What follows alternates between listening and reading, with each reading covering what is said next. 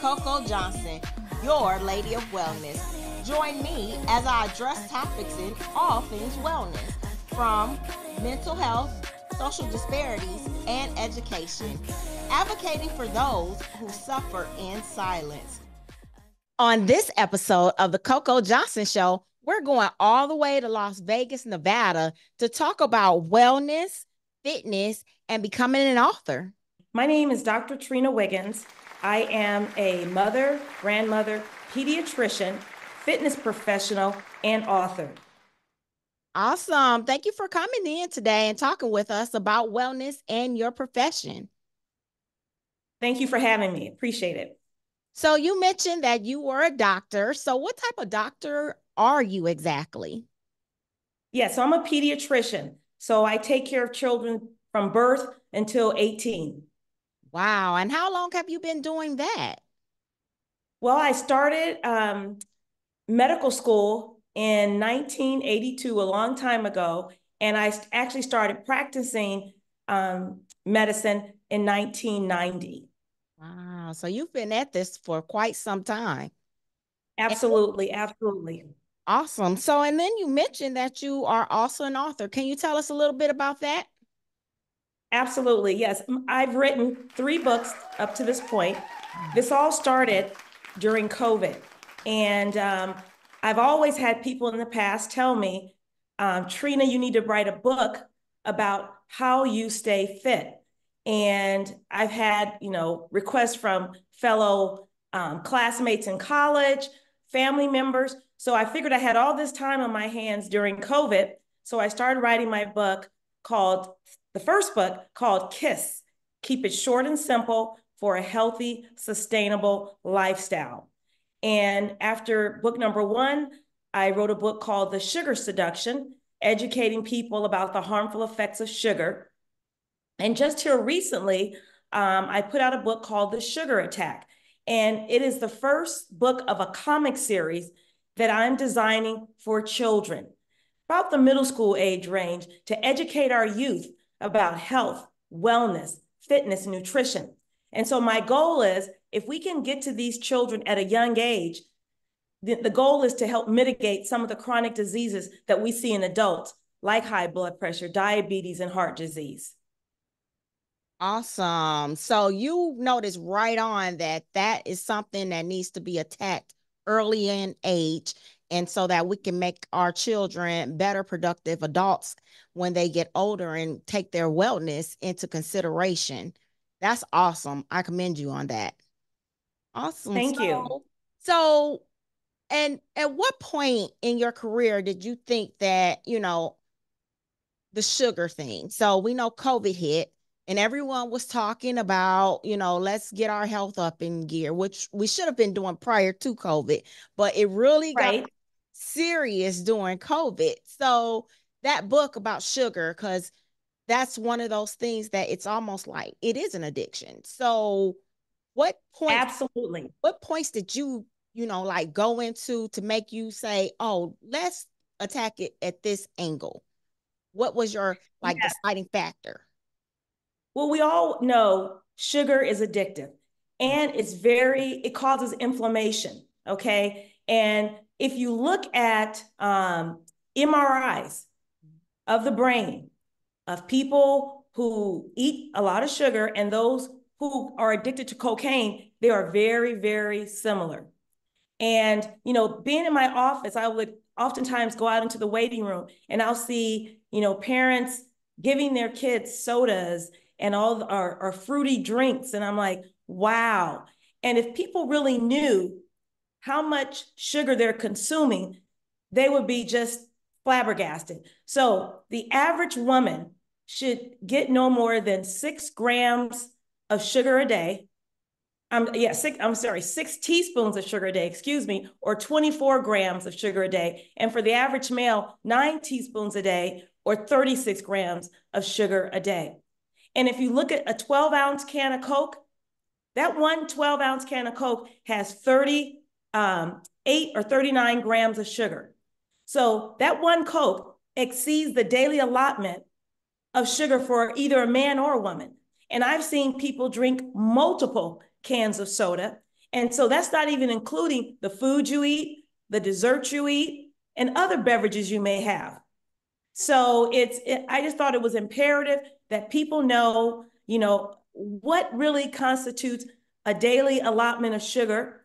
And I also looked at certain restaurants.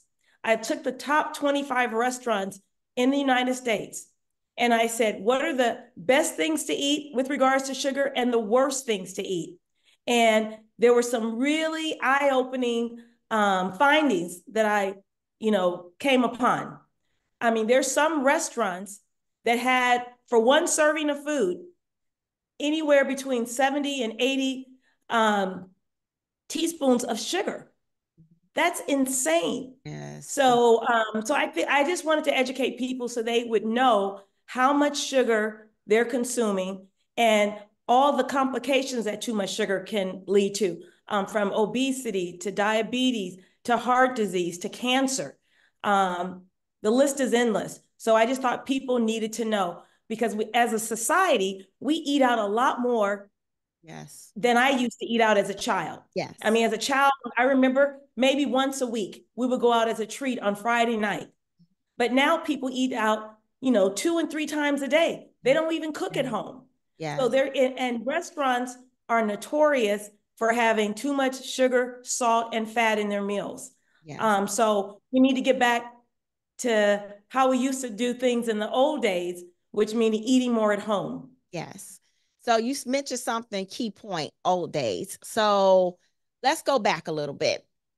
Our Yes. parents, our grandparents, and those of African American descent were in the fields and eating what they could as far as what was left over from what they had picked for the day, right?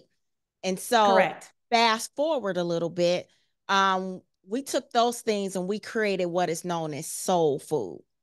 So soul Yes. food, the yams and all of the other stuff, those type of things people are, used to having at a certain period of time.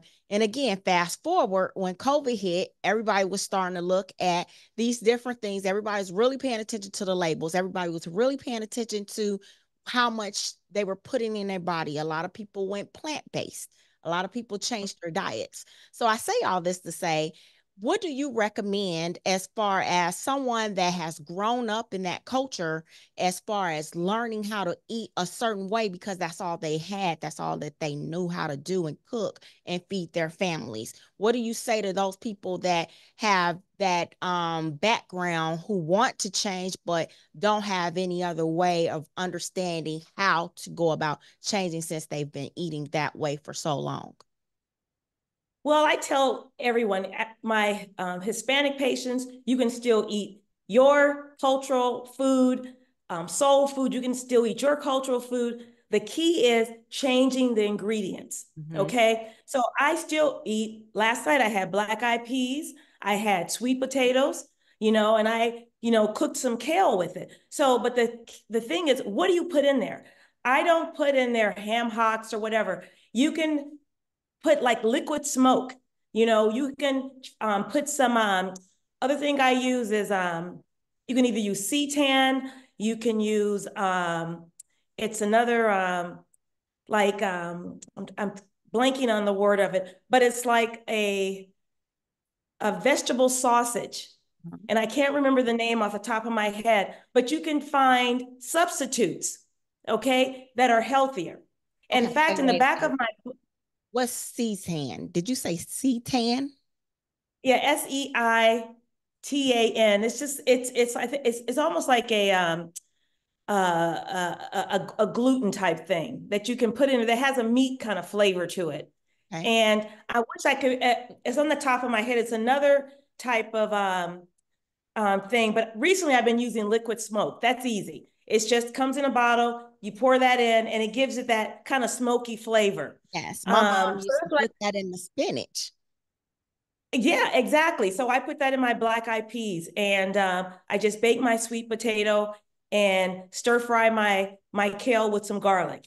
So it's not about changing your entire diet. It's the ingredients that you put in there, or even the spices you use. Decrease the amount of salt you use. Why not, use some rosemary, some thyme, oregano, basil, some of the spices that are helpful from a medical standpoint, as far as health. So it's just re-educating people on how they can prepare their cultural foods in a healthy way. Okay. Awesome. So let's talk about sugar in general. So what I mean by that, there are, the regular sugar that you can get tons of it for about $1. And then you Yeah. natural sugars, like what's in a fruit. And then you have substitute and plant-based sugars. So Right. we all know that the quantity of the sugar that's bad for you, well, most of us should know this. Right. That is bad for us. It's easier to obtain. It's in everything, and a lot of people use it for as a preservative. So, could you Mhm. talk a little bit about the difference between either of the ones that I just mentioned? Well, sugar, table sugar, brown sugar, agave, all sugar is sugar. Okay. It's going to break down to sugar and cause the same effect. Okay. So, brown sugar is not better than white sugar.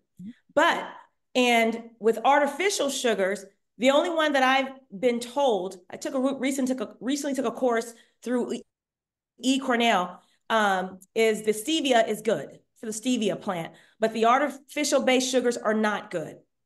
Okay, like your aspartame and other sugars, like added sugars.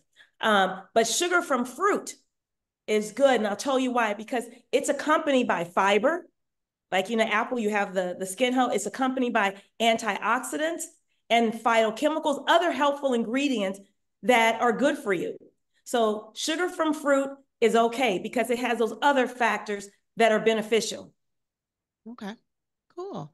So, as I was reading your bio, you were mentioning that some inspirations behind some of your drive was some things that happened with your father, and his Yes. illnesses, and your mother is your inspiration. So that Yes. encouraged you to become a pediatrician, or you just, those type of life experiences or journeys helped you decide which direction you wanted to go in life. You give us Yes. some insight on that? Yeah, so back in the early 70s, my dad was diagnosed with a terminal illness. He had some form of leukemia, and my mother was relentless. She went to work. She was reading. I would tag behind her when she went to the library to do research. We would go to health fairs, and just seeing her drive. She bought a wheatgrass juicer back in the 70s. That was unheard of. Now, people, drink wheatgrass all the time. So we had this wheatgrass juicer. She grew wheatgrass. She juiced that and vegetables back then, which was, she was ahead of her time, and trying to help my dad get better. And her motivation and her just drive inspired me to want to become a physician so I can help people get past their problems and to educate people. So she was the driving force for me to become a physician. Now, when I got to high school, I had the opportunity to shadow a neurosurgeon, got to see brain surgery, and I'm like, wow, this is pretty cool. And fast forward, when I got to undergrad at Stanford, I met a wonderful mentor by the name of Dr. Woody Myers. And in actuality, he lives in your state of Indiana. Wow. Exactly. So he lives there. And I think he was a health commissioner of Indiana and for the state of New York at some point. So he was my mentor, helping me navigate the pre-med curriculum, whether it was application process, interviewing, all those skills necessary to become a physician. He was very instrumental. So those three things pretty much guided me to the path where I am today.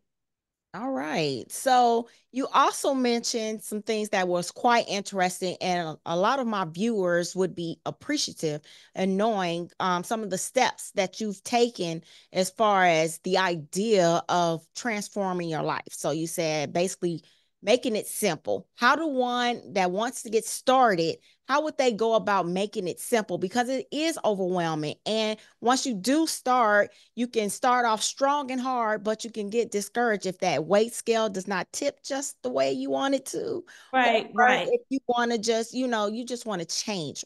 Can you give us some small steps that we can take in order to go in the right direction? Well, you hit the, that's why I call the book Keep It Short and Simple for a Healthy, Sustainable Lifestyle. Oftentimes, people, it's overwhelming. And what happens, I call it paralysis by analysis. They look at it and they say, they are so overwhelmed that they don't do anything. Right. They're just, they're afraid, right? So, as far as fitness goes, you start off small. You don't have to go to the gym. You can do things right at home, correct? And Yes. like I said, I tell people my prescription is 15 minutes twice a day or 10 minutes 3 times a day. The American Council of Exercise tells us we need 150 minutes of exercise, moderate exercise per week. So that equates to 30 minutes, 5 days a week. But I break it down even further. So 15 minutes twice a day or 10 minutes 3 times a day. And it doesn't have to be this, you're running a marathon. I do in my home, there's a 7-minute workout app. Mm-hmm. It's on your phone, it's free. Okay. And it gives you a total body workout, including strength and cardio. If people have stairs in their home, that's the best tool you can have. You can turn on your music and go up and down the stairs. You don't have to run. Okay. So it's all about doing things that are easy at home with no equipment. You can even dance. I've done,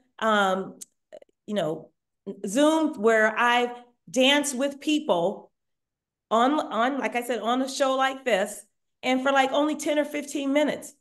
I've also created a chair aerobics routine because people have issues with their knees or maybe have other joint issues. And like myself, I have joint issues from being in gymnastics for years. And it's just all about movement for a small amount of time. In fact, Dr. Ralph Paffenbarger, who was a epidemiologist at Stanford, talked about exercise is cumulative.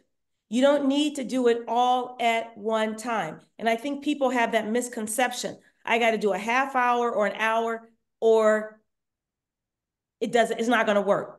Yes. But like I said, if you can divide it up into digestible chunks throughout the day, it's easier to wrap your mind around that concept versus a huge block of time.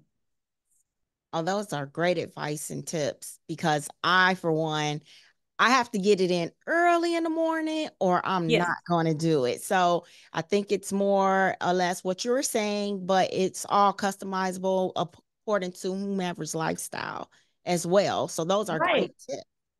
Awesome. Exactly. I'm going to take a brief, quick second to bring in our sponsors, and then we'll come back with my next question. How about that? Sure. Great. Today, we want to recognize Rosa Sharon, All Naturals, changing lives 1 tablespoon at a time. Today, we're recognizing their chaga tea. The chaga is a mushroom, and the mushroom is great and beneficial. It has a lot of antioxidants in it. Again, changing lives 1 tablespoon at a time. Rosa Sharon, All Naturals. All right, so we're back, and we want to talk about some of your fitness goals that you started off with. So you said that people always wanted to know what were you doing. We talked a little bit about small, simple steps. So what are your favorite exercises or routine or mindfulness routines that you have that you plan in your daily routine? So yes, first of all is meditation in the morning to jumpstart your day. And I like using the Insight Timer app. And the reason I like that app, it uses a gong instrument that helps keep me focused because oftentimes I'm sure there's other people who can attest to what I'm saying. Your mind is going 1,000 different directions. What I got to do tomorrow, what I got to do this afternoon. And that gong instrument helps me focus on the task at hand, silencing the mind so that I can, truly have an effective session of meditation. So really like the Insight Timer app. And I do that for about 5 to 10 minutes, depending on how much time that I have. Then I get up and I do my workout. So my workout will consist of either the 7-minute app, because it's on my phone. I don't have to go to a gym where I have to drive, find a park, get out and walk to the gym, get in there, and my favorite equipment is being utilized. By that time, I could have already done my workout at home. And you know, the most common reason that people say they don't have time to work out is that they don't have time to work out. But I'll save you time if you do it at home. 7-minute app, phenomenal. So you do like, say you do jumping jacks for 30 seconds. Then you have a 10-second break. Then you do push-ups. So it takes you through a series of about 12 to 14 exercises, which is great. Sometimes I'll ride my bike, okay? And it's great for my knees since I have bad knees. And most mornings I do my chair aerobics. I created a chair aerobics routine that has 5 songs, and we just go through it. And it's not just something that's easy. I have people walking off the chair, doing push-ups on the floor. We do jump jacks.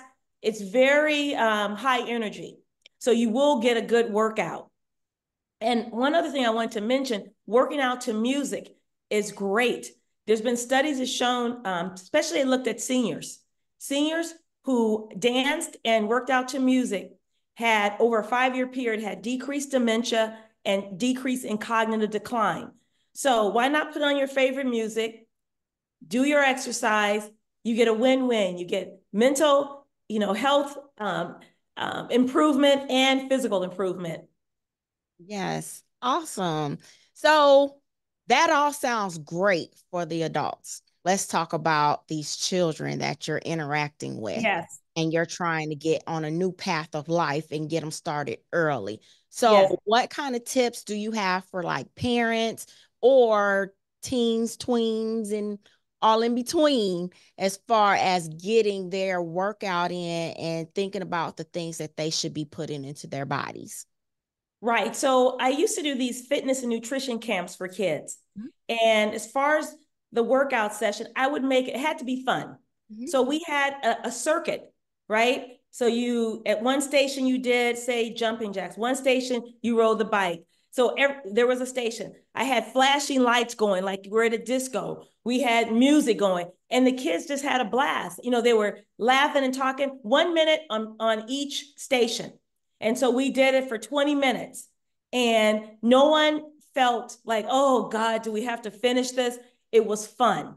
So you have to make it fun. And I think you need to integrate it into their lives. Like, have them, walk to school with a parent, walking. And when you're walking, power walk, or do it in intervals. Say, for 30 seconds, we're going to walk at, say, 30% capacity. Then for 20 seconds, we're going to walk at 60% capacity. Then for the last, 10 seconds of that minute, we're going to just go all out at 90%. And do that. I talk about the 30-20-10 method in my KISS book.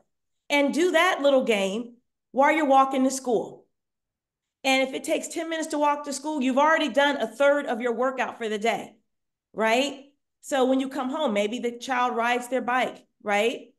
And you can, or maybe you guys walk around the community after dinner. So there's different ways you can integrate, fun ways of integrating fitness into the plan. And now, as far as nutrition goes, what we did at the camp, I would have a child bring in their favorite, meal. Somebody brought in Kraft macaroni and cheese.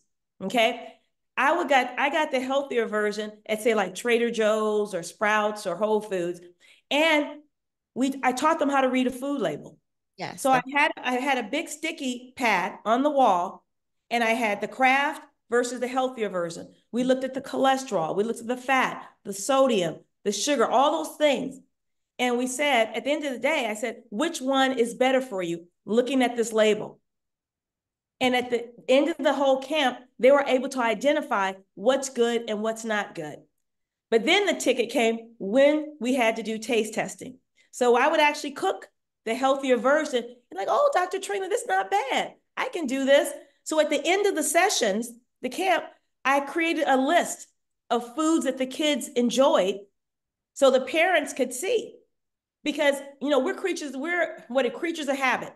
yes. We don't want to waste money. So maybe we want to try something, but it's like, nah, I don't know. But now they know my kids like these foods, so I'm going to go ahead and buy them. Oh, nice. And so you found that the parents are more inclined to go and purchase those items and make them at home on a more normal basis. Absolutely 100%. If that kid said, Mom, this was great, that parent's going to go get it. And then what was even a domino effect, the kids were inspired to go shopping. Mm. And the parents would pick up an item and the kid would go, let me see the label. I don't think we should get this. So Yes. kids inspired the parents, and those parents in turn spoke to their siblings, the aunts and uncles, and they made changes. So it was like a domino effect. Nice. That's awesome. So Thank you mentioned nutritional labels. A lot of people don't understand how to read those, and some you. people Mm-hmm. get overwhelmed. And even for you to be able to teach children how to read them, that's phenomenal because a lot of adults don't even understand how what's good, what's bad. I was taught by a nutritionist that anything as far as the bad things like the cholesterol, the sodium, Yes. sugar, anything 20% and above, I should rethink it. Is that Well, is that true? well, for me personally, I have what I in my book Kiss, I Mhm. talk about the 10% rule. So Okay. if you look at the percent daily recommended value, Mhm. where you see the percent, anything over 10% for like your cholesterol, your fat, your saturated fat, your sodium, your sugar, anything above 10%, not good. Mhm. But for your fiber and your vitamins, you want those above 10%. So just keep it simple, 10% rule. So 10% across the board or 10% because everything can fluctuate there a little Uh, bit. I So mean, if it's 1 or 2%, plus or minus 1 or 2%, I'm not, you know, Mhm. gonna say anything. But in general, for the bad items, your cholesterol, your salt, your sugar, and your fats, you want that to keep that less than 10%. Your good things, your fiber and your vitamins, you want that above. And you can do a quick scan. As soon as you look at it, if you see any percent, you know, above 10%, you better take a look. It's easier to spot 10% too. Okay. So yes. Awesome. So with that being said, so as you were mentioning, a lot of people nowadays are going out to eat. Yes. And nutritional facts are there, but they're not there. It's not like everything is set in stone on each menu. So when Correct. a parent is out of time or needing some additional assistance feeding their children, what do you recommend them doing if they're out and about? Do you have any type of tips there? If they're, out and about and not at home. Mhm. Yes, I recommend the Happy Cow app. Okay. Happy Cow, yes. And it'll tell you healthy restaurants in your zip code. So if you're out of state and versus you just going to the nearest thing, put Mhm. in that zip code and find what is a healthy, it'll tell you the healthiest options in your area. To me, that was a game changer. Wow. And you're able to control Mhm. what you eat. Oh, wow. I've never heard of that app. There's so many apps out here, and it's Oh, it's too numerous to count. right. And I've never heard of that, especially let's say you're at Disney World. Will it'll pretty much go there as well, or it's just a general app? Do you know? Like something more It's specific if they're out in amusement park or something like that. Does well, it they're have more? anywhere. Okay. Yes, it tells you if you put the zip code in there, it'll Okay. give you the address and the name, Mhm. and you can see. Okay, fine. Let me look at the website and see if this is something that we want to eat. Mhm. Okay. Well, that's good to know. I've never even heard that. I have to look that up, make sure we Oh, post absolutely. It's your been a game changer. yes. So for we have a couple more minutes left. Okay. I just want to touch on like your drive as far as what makes you happy as far as your pediatrician, your author, you're Yes. educating the community about healthy habits and tips. And you're also a mother and grandmother. So you have a lot of hats that you are filling. But what brings you the most joy throughout the day when you're interacting with people?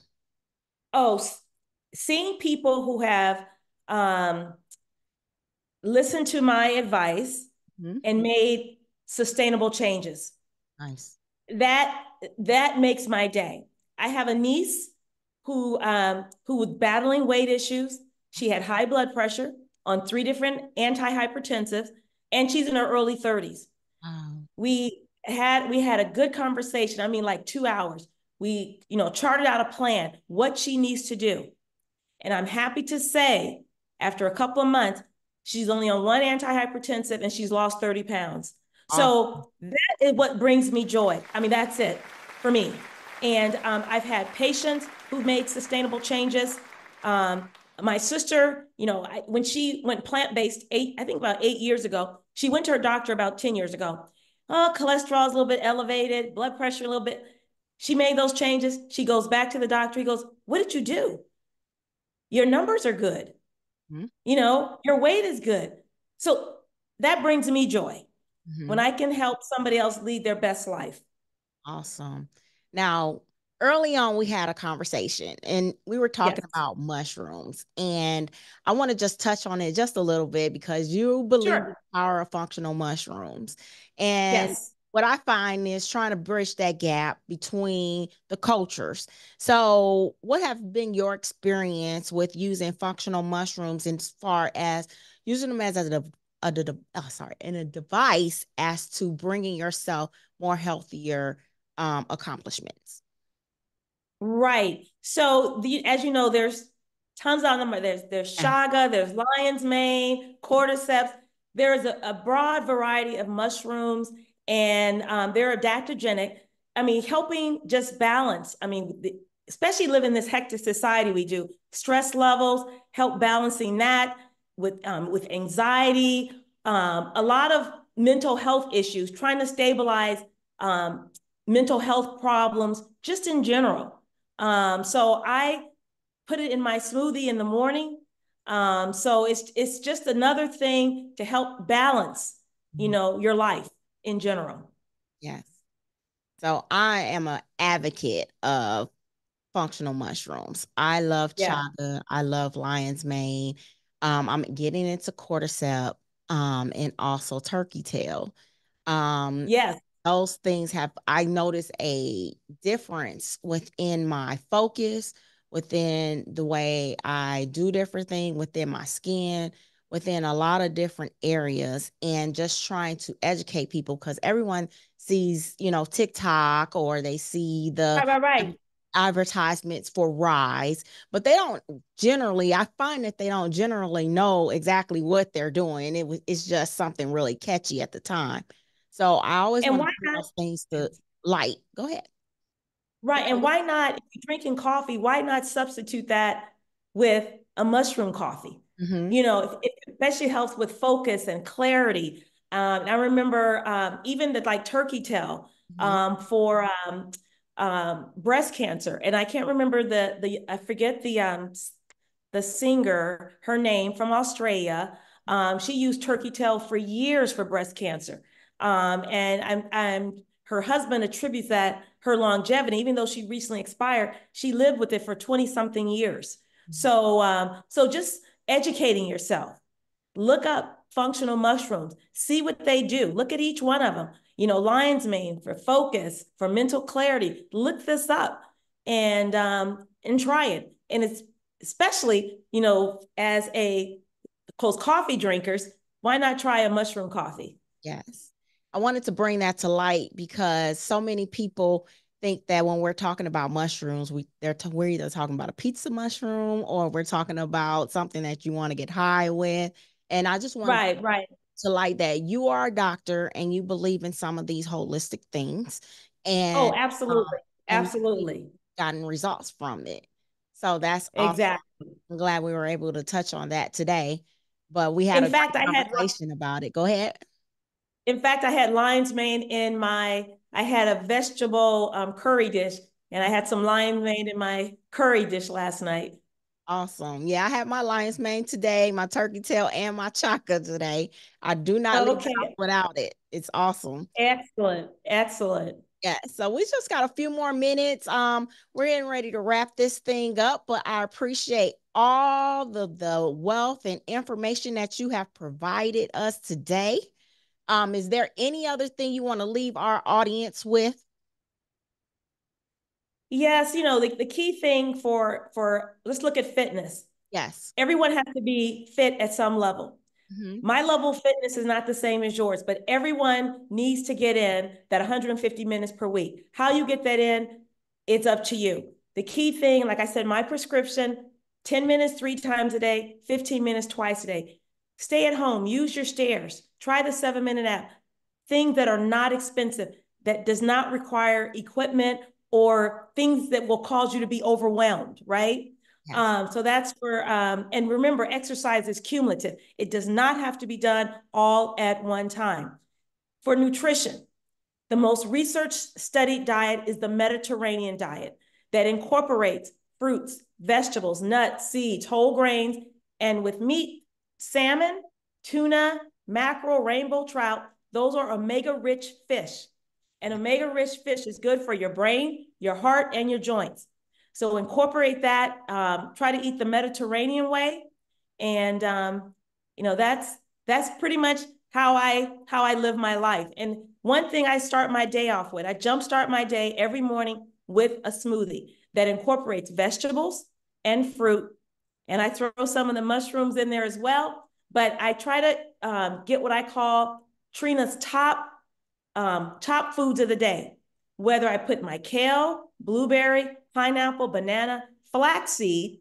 I'll rotate that with chia seeds. I'll Yes. throw some walnuts in there, right? I So love when you put it. all this in there, you feel okay, you feel energized. I've jump started my day, So those are my tips. All right. Well, those are some helpful and insightful tips. I thank you for joining us today. We love to hear from you and all the things that you have going on.